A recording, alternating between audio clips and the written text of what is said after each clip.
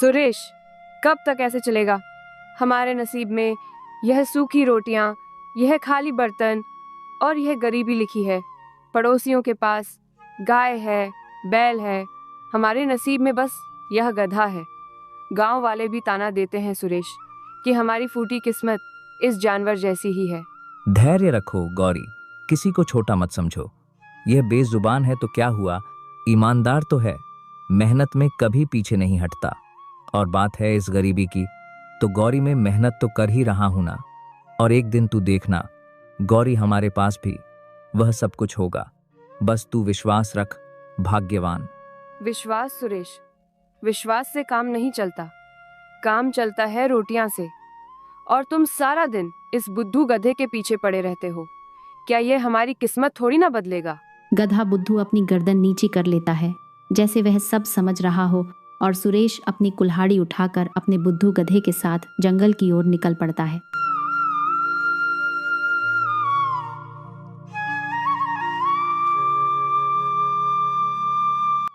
अरे बुद्धू, सुन रहा है?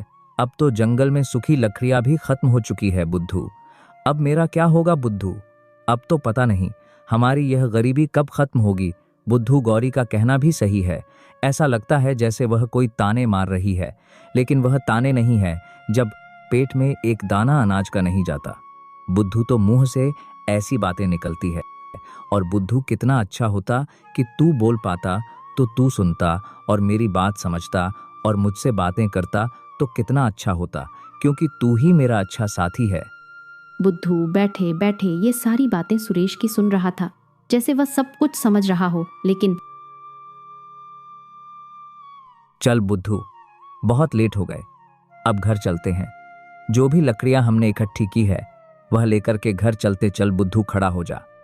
सुरेश लकड़ी का गट्ठर उठा रहा था, तभी झाड़ियों के पीछे से एक दुर्बल साधु निकलते हैं। बच्चा, बहुत प्यास से कंठ सूखा जा रहा है, थोड़ा जल मिलेगा?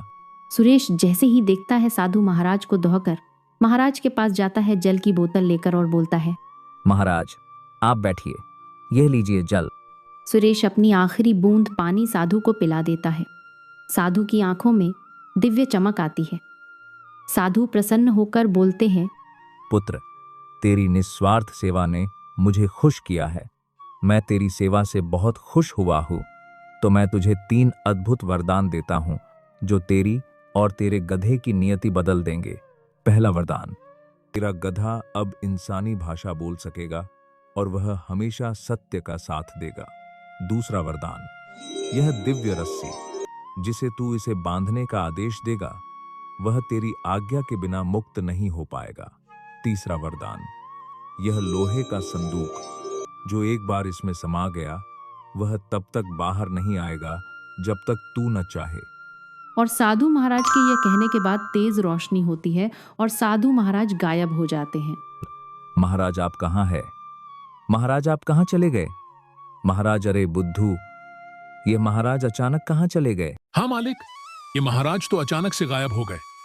अरे बुद्धू, तू बोल रहा है? अरे वाह मालिक, मैं तो सचमुच इंसानों की तरह बोल रहा हूँ। मालिक, कितना अच्छा लग रहा है मालिक। अब मैं आपसे बात कर सकता हूँ मालिक, आपकी बात सुन भी सकता हूँ और आपको कुछ बोल भी सकता हूँ। मालिक, बहुत अच्छा लग रहा है। सुरेश बहुत खुश हो जाता है ये देख करके, और बुद्धू तो खुशी के मारे नाच नहीं लगता है। चल बुद्धू, अब घर चलते हैं। हाँ मालिक, चलो।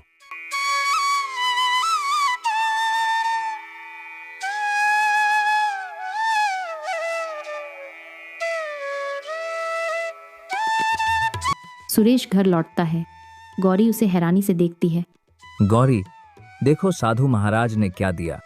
अरे मालकिन, अब तो घूरना बंद करो, अब तो मेरी भी जुबान खुल गई है। गौरी चीखते हुए पीछे गिरकर, हे नारायण, गधा बोल रहा है। सुरेश, ये क्या जादू टोना है? डरो मत मालकिन, मैं वही बुद्धू हूँ। बस अब मैं आपके और मालिक की आवाज सुन भी सकता हूँ और बोल भी सकता हूँ। अब मैं आपके दुखों का अंत करने आया हूँ। मैं केवल सत्य बोलूंगा। अब सुरेश और गौरी खुश हो जाते हैं और बुद्धू गधा भी खुश हो जाता है। अब सुरेश और बुद्धू गधा जंगल जाते हैं और जंगल के अंदर तक जाकर अच्छी अच्छी लकड़ियां लाते हैं, उनको बाजार बेचते हैं। अब सुरेश का घर अच्छा चलने लगा था और गौरी भी खुश रहने लगी थी, और बुद्धू गधा भी इंसानी भाषा बोलकर खुश था। चल बुद्धू खड़ा हो, जंगल चलते हैं लखियाँ लाने। हाँ मालिक, चलो चलो, आज जंगल के अंदर तक चलेंगे और अच्छी अच्छी लकड़ियां लाएंगे और उन्हें अच्छे दाम में बेचेंगे। सुरेश अपने गधे बुद्धू को लेकर के जंगल के अंदर चला जा रहा था। तभी बहुत दूर चलने के बाद वह दोनों थक जाते हैं, तो वह सोचते हैं इस बरगद के पेड़ के नीचे थोड़ा आराम कर लेते हैं। अरे मालिक, मैं थोड़ा थक गया हूँ, तो मैं क्या बोलता हूँ, अपन दोनों थोड़ा आराम कर ले। हाँ बुद्धू, मैं भी थक गया हूँ, चल इस बरगद के पेड़ के नीचे थोड़ा आराम कर लेते हैं। ये कहने के बाद वह बरगद के पेड़ के नीचे बैठ जाते हैं और दोनों ही आराम करने लगते हैं। तभी सुरेश बोलता है बुद्धू से, अरे बुद्धू, याद है इसी बरगद के पेड़ के नीचे वह महाराज साधु मिले थे और तभी तुझे इंसानों की तरह बोलने की शक्ति मिली थी, याद है? हाँ मालिक, मुझे सब याद है। सुरेश और बुद्धू दोनों बात कर ही रहे थे, तभी अचानक एक शक्तिशाली दानव वहां प्रकट होता है और बोलता है, हाँ हाँ हाँ सुरेश, मुझे पता तेरा गधा दिव्य है और यह इंसानों की तरह बोल सकता है और यह अद्भुत शक्तिशाली है। यह गधा मुझे दे दे, बदले में मैं तुझे ढेर सारी सोने की मोहरें दूंगा। मालिक, मालिक, इसकी आंखों में देखिए, यह सोना नहीं, हमारे विनाश का जाल लाया है, यह झूठा है। नहीं, यह गधा तुम्हारे लिए है, लेकिन मेरे लिए यह एक मेरा दोस्त है, मैं इसे आपको नहीं दूंगा। देख लो सुरेश, यह गधा ये जानवर बोलने के अलावा यह कुछ नहीं दे सकता तुम्हें। बस इतना ही ना, थोड़ी लकड़ियां तुम इसकी पीठ पर लाकर घर ले जाते हो, बस इतना ही ना। इसके अलावा यह तुम्हें कुछ नहीं दे सकता, पर मैं इसके बदले तुम्हें ढेर सारा सोना दे सकता हूँ। नहीं मालिक, यह अपने जाल में तुम्हें फंसा रहा है, यह झूठ बोल रहा है और तू मेरे मालिक को कमजोर समझने की गलती मत करना।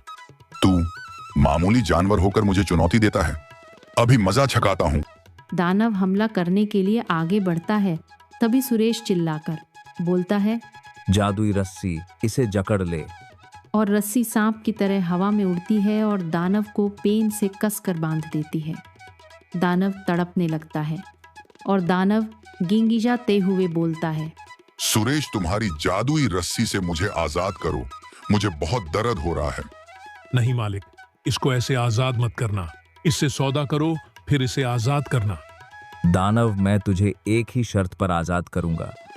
इस रस्सी से बदले में तुझे मुझको 5 तेलियां सोने से भरी हुई देनी होगी। हाँ सुरेश, दूंगा, तुम मुझे आजाद करो। और 1 साल तक इस जंगल में कहीं भी तुम दिखाई नहीं दोगे। ठीक है सुरेश, मैं वादा करता हूँ 1 साल तक मैं तुम्हें कहीं भी दिखाई नहीं दूंगा और तुम्हें कहीं भी परेशान नहीं करूंगा। और यह लो तुम्हारी 5 सोने से भरी हुई थैलियां, अब मुझे आजाद करो। और सुरेश दानव की यह बात सुनकर अपनी रस्सी को आज्ञा देता है और रस्सी खुल जाती है। दानव आज़ाद हो जाता है और फिर दानव वहाँ से गायब हो जाता है और सुरेश और बुद्धू गधा वहाँ से वह 5 थैलियाँ सोने की लेकर अपने घर चले जाते हैं। गोरी सुरेश से पूछती है वह सोने की थैलियाँ के बारे में, तो सुरेश गौरी को सारी बात बताता है। सुरेश और गौरी की जिंदगी पहले से अच्छी हो जाती है। देखते ही देखते 1 साल बीत जाता है।